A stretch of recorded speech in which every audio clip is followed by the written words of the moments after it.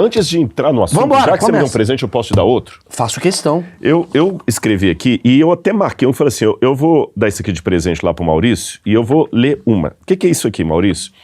Eu escrevi uma série de devocionais. O que é um devocional? A pessoa acorda o dia, tá com tanta pressa e às vezes quer meditar, quer falar uma coisa. Então, o que a gente fez? 365 mensagens de uma página. Então, a pessoa lê uma passagem da Bíblia e eu faço um comentário. É uma maneira que eu tenho de certa forma, estar na casa da pessoa fazendo um devocional, uma meditação com ela de manhã. Incrível. Só que eu vou estar de maneira virtual, através do livro.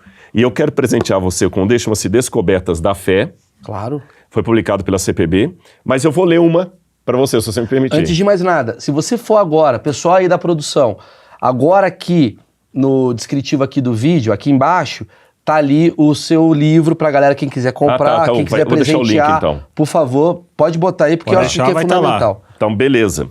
Vou ler uma aqui para você. Já que eu estou num podcast de alguém que tem muito de humor... Trabalha com comédia? No dia 10 de março, a meditação ou devocional será assim: perguntas redundantes. Aí tem o versículo da Bíblia.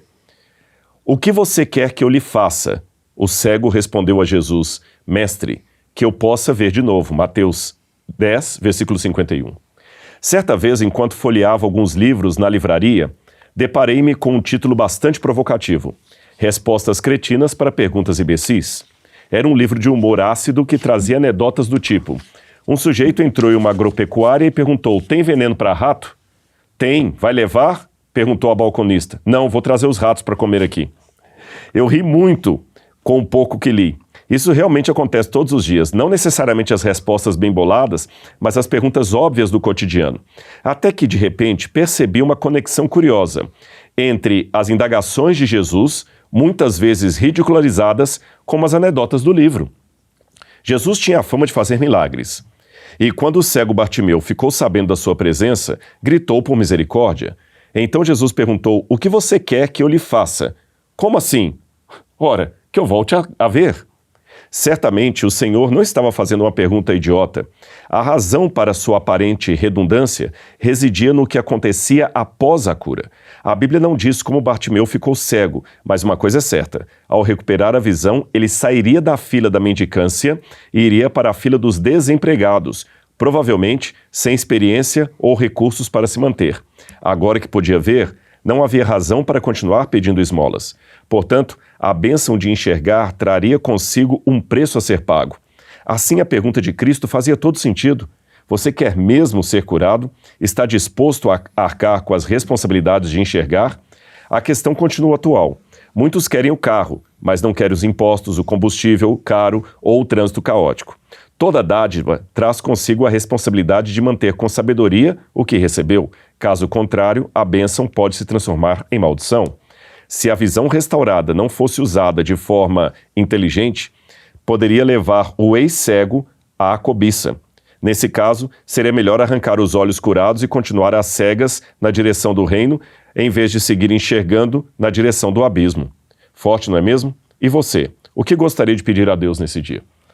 Aí a pessoa lê isso aqui, sai para trabalhar, faz uma oração, faz... Pô, sensacional. Esse mas aqui assim, é o seu de presente. Obrigado, tá aqui Descobertas da Fé Devocional Diário, né? Um diário devocional. Achei isso aqui incrível. É um assunto que até eu ia começar abordando. Tá aqui, né? Estamos aqui na descrição do vídeo. Vou deixar aqui, ó, bonitinho. Valeu. Ver aí quem pegar corte, já pega tudo. Você tá me falando uma coisa que é um causo que eu queria saber. Isso foi real? Como que a gente consegue ter uma noção dessa história, da veracidade dessa história? Ou isso é uma metáfora que quer dizer alguma coisa? O que você, como historiador, filósofo, arqueólogo, você descobre sobre esse assunto? Muito bem. Quando a gente olha de trás para frente, a tendência comum e leiga já é falar: não, isso aqui é lógico que é uma mentira, a gente não sabe se Jesus existiu, porque a gente está acostumado com duas coisas que causam uma má interpretação da história passada. Primeira, a gente está acostumado com os critérios atuais de investigação. DNA, cena do crime, Twitter. Fotografia, Twitter, vídeo, coisas que, nota de rodapé, no futuro próximo também já não significarão mais nada, porque hoje com a inteligência artificial, o cara pode colocar você falando uma coisa que você nunca falou. né? Pois é. Ou a mim também. O que é muito perigoso, porque eu posso ser o próximo profeta de acordo com... Se a próxima geração não Sim. tiver acesso ao passado... Exatamente, é muito complicado. O Serjão, do Flow, esses dias fizeram vários cortes do Serjão falando coisas que o Serjão nunca falou. Exatamente. Mas a voz era dele, pega um trecho dele, então quer dizer... Só fechei o parênteses. Então a gente está acostumado com estilo CSI de investigação. Sim. E a gente pensa que toda a história é assim. O que não passar por isso é porque é mentira. Segundo problema, nós lemos as coisas todas com ótica ocidental. Então, na ótica ocidental, algumas coisas da Bíblia parecem estúpidas, parecem difíceis de entender, parecem que não fazem sentido nenhum, mas quando você olha com os critérios do Oriente Médio Antigo, que era diferente o raciocínio do nosso, eu posso dar exemplos aqui a pouquinho. Eu ia te perguntar isso. E olha com os critérios da historiografia antiga, eu posso afirmar a você, as histórias que a Bíblia fala são verdadeiras. Vou dar uns 2 exemplos. Esses dias, a Bíblia fala, por exemplo, que quando Moisés compareceu diante de Faraó, os magos de Faraó pegaram o cajado deles e jogaram na frente e os cajados viraram cobra. Uma visão científica, moderna, técnica. Eu falei, isso é mentira. O cajado não... Só acontecia no passado, agora não acontece mais? Não vira cobra. Só que esses dias eu vi, eu esqueci o nome daquele... É um programa que tem lá da Inglaterra, de talentos, que os jurados ficam assim, é o mais famoso que tem. Tipo o Got Talent da vida? Got Talent, é o Got Talent. E tinha um camarada que fez uma cena de ilusionismo que eu nunca vi um negócio daquele. Ele pega um outro companheiro dele, o cara é oriental, pelo olho esticado oriental. E ele coloca um camarada, um rapaz assim, aí daqui a pouco ele vira a cabeça do sujeito e é um cachorro. Aí ele vai virando assim e o sujeito se transforma num cachorro, literalmente, na frente da gente. A outra é pior ainda, que ele coloca uma cabeça de cavalo no sujeito e daqui a pouquinho ele mesmo abaixa e sobe um cavalo, mas não tem pano, não tem nada. Depois ele vira de novo e numa fração de segundo ele volta a ser ele mesmo. É uma ilusão de ótica, mas ele fez. Tá. E o auditório todo ficou assim. Ora, por que a gente pensa que só hoje que alguém sabe fazer cenas de truque? Quer dizer que tinha mágicos naquele passado? Claro. Se você vai no Egito, tem vários relatos de encantamentos. A hipnose é alguma coisa muito mais antiga do que a gente imagina. Mas muda muito. Se você põe uma nota de rodapé, isso foi uma mágica, você não acha que a civilização de hoje olha e fala assim, então não aconteceu daquele jeito que eu imaginava. Então não foi tão sagrado assim. Foi só um jogo de espelhos. Um jogo de espelhos. Só que, vamos levar em consideração 2 coisas. Letra A. Existe a magia, existe o engodo. Falando engodo, não no sentido moral da palavra, porque o mágico não está sendo um engodo, o mágico está querendo entreter. Isso. Né? Mas se eu pego aquela magia do entretenimento e a uso para fins escusos, ela se torna um engodo. Claro. Você sabe até que tem muitas denúncias de líderes religiosos que utilizam disso. Tem muita cara que na verdade, ele faz técnicas hipnólogas e tudo mais e tal, e que a pessoa sai com autossugestão e tudo mais. Tem isso. Manipulação. Agora, existe uma dimensão espiritual da luta do bem contra o mal. Aí depende com que cosmovisão eu estou lendo a história. Tá bom. Por exemplo, se eu ler a história a partir de uma cosmovisão meramente materialista, materialismo dialético, para falar lá das linhas de Marx e outros mais, se eu leio apenas a partir do materialismo dialético, Kant, eu vou entender que Hitler foi apenas um ditador, assassino, facínora, que matou milhões de judeus. Ponto. Mas se eu ler a partir de uma luta entre o bem e o mal, eu vou falar que o Hitler, além da sua própria decisão, porque ele tem responsabilidade no que ele fez, ele se permitiu ser usado também por forças malignas que queriam aquele genocídio. E que nós estamos numa guerra cósmica entre o bem e o mal. Adoraria falar desse assunto. E por que eu vejo a visão espiritual? Porque o materialismo por si só, ele não responde todas as coisas. Para começo de conversa, se não tem Deus, até a própria rotulação de Hitler como errado, ela pode ser questionada. Deixa eu pensar no que você falou.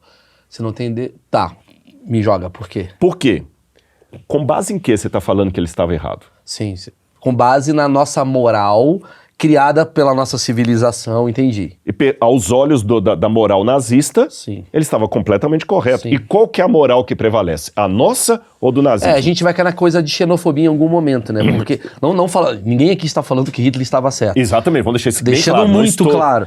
Você só tá citando falando... que Eu acho que eu criaria um outro exemplo, que eu acho que seria mais fácil pra gente ir nesse caminho, que é o universo mais ocidental e o universo ali mais ali da Arábia, que a galera tem a questão do tipo... Eu vou dar uma cena muito fácil, que eu tava com a minha esposa. Eu tava na Tailândia com a minha esposa, Rodrigo. Pô, puta lugar legal, incrível, uma praia maravilhosa. Lá ainda, já falaram.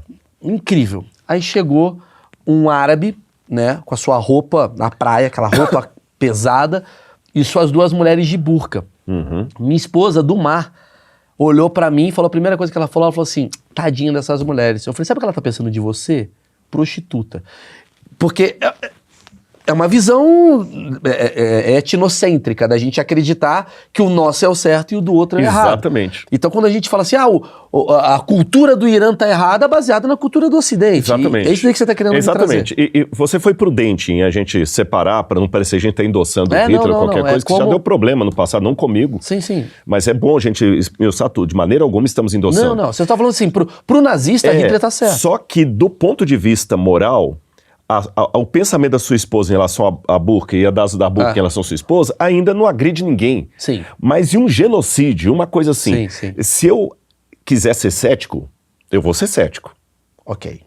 Aí eu pergunto assim, qual é o critério que está além da cultura que você pode me dizer que está errado? Que aí você vai trazer o transcendental. Exatamente, porque se não tem o transcendente, qualquer argumento que eu dê contra ou a favor de um dispositivo será um argumento meramente cultural. Mas aí tem uma outra questão, é um outro conflito, do que é o transcendente existente e o que pode ser considerado também uma invenção. Porque tem gente, claro. tem uma turma mais do lado ateu, já vi vários debates, você com ateu e tal, que o cara vai falar, Rodrigo, mas quem disse que o seu lado tá certo diante do meu? Eu não acredito em Deus, eu não acredito na história de Jesus, isso daí pra mim tudo foi um grande livro pra modificar a sociedade e você vai... Como é que fica essa questão do tipo, o que é certo, o que é errado, até nesse campo? Olha, se eu hoje rejeitasse o cristianismo, se hoje não fosse cristão, não fosse... O caminho que mais me favoreceria intelectualmente seria o agnosticismo. Ok. Não 100%. Sim. Que não é o ateísmo, o agnóstico é o que acredita em várias... O ateu diz Deus não existe. Sim. O teísta diz Deus existe. O agnóstico diz eu não sei. É o isentão. O isentão. Mais ou menos, porque tem vários graus de agnosticismo. Sim. Quando você fala eu sou agnóstico, que tipo de agnóstico você é? Porque, por exemplo, tem um agnóstico que fala assim, é impossível saber o que é a verdade. Aí você fala o seguinte, essa sua afirmação também tá dentro desse critério? Se ela tá dentro desse critério, ela também não é uma verdade. Ela não é uma verdade. Então, por quê? Porque um consenso mundial de ideias a gente não vai ter. Gente defendendo Lula e Bolsonaro vai ter até o final, independente das características de cada um. Não tem o certo. Você entendeu? É muito complicado. Então, o que eu posso pegar? E nesse ponto você tem razão. Muitas pessoas não vão ver sentido na Bíblia, muitos não vão ver sentido em Jesus, no Adventismo que eu sigo, no catolicismo e tudo mais. Mas tem uma coisa que a gente pode pegar. Existem alguns critérios mundiais. Sabe qual que é o critério? Eu vou para a antropologia. O critério da carência humana. Ainda que, permita-me fazer o papel de cético. Eu permito você fazer o que você quiser. Então vamos lá. Vou ser cético. Não existe Deus. Ok. Não existe inferno, não existe céu. Estamos aqui por acaso, tá certo?